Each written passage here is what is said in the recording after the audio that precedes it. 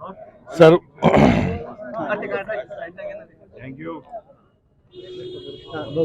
महाराष्ट्राची संस्कृती, महाराष्ट्राची परंपरा तथा भारताचं वैशिष्ट्य म्हणजे विविधतेत एकता ही भारत की विशेषता, आणि या विशेषतेनुसार सर्व जाती धर्माच्या पंथाच्या सर्व वर्गांनी आपण एकत्र येऊन सगळे सण उत्सव साजरे केले पाहिजे.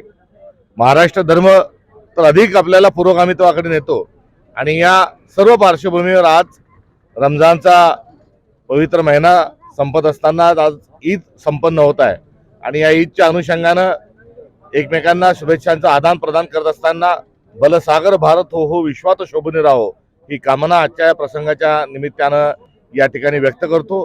खूप मोठे मोठे संकट आहेत, जातीवादाचं धर्मवादाचं एक संकट आपल्या देशावर भोगवत आहे आणि यातून भारतात तोडाफोडा आणि राज्य करा ही इंग्रजांची जी नीती होती ती दुर्दैवाने आजही काही घटक काही वर्ग त्याची जोपासणूक करत आहे.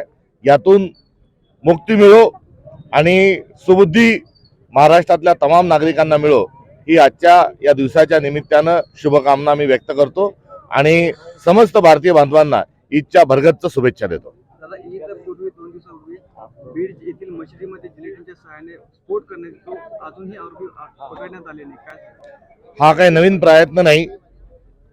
गेल्या 1.5-2 महिन्यांचा घटनाक्रम जर बघितला तर महाराष्ट्र अशांत ठेवण्याचा प्रयत्न हा सत्ताधाऱ्यांकडून केला जात आहे आणि त्याचाच एक कडीमध्ये बीड येथील स्फोट हा त्याच्यातीलच एक कुठे घटना तर नाही ना असा एक संशय या निमित्ताने निर्माण होतो. त्यामुळे सत्तेतीलच लोक अशांतता निर्माण करत आहेत आणि ज्या घटना घडतात, गुन्हेगारी घटना घडतात, ते आरोपी सापडत नाही आहेत ही नवी गोष्ट नाही. त्यामुळे महाराष्ट्राचा एकंदरीत कारभार हा कायदा सुव्यवस्थेच्या दृष्टिकोनातून फार मोठी चिंता ही व्यक्त होत आहे आणि या पार्श्वभूमीवर देखील सर्वांनी कुठल्याही अफवावर विश्वास न ठेवता भारताची एकता व अखंडता कायम ठेवावी हे विनम्र आव्हान आमच्यातर्फे राहणार आहे.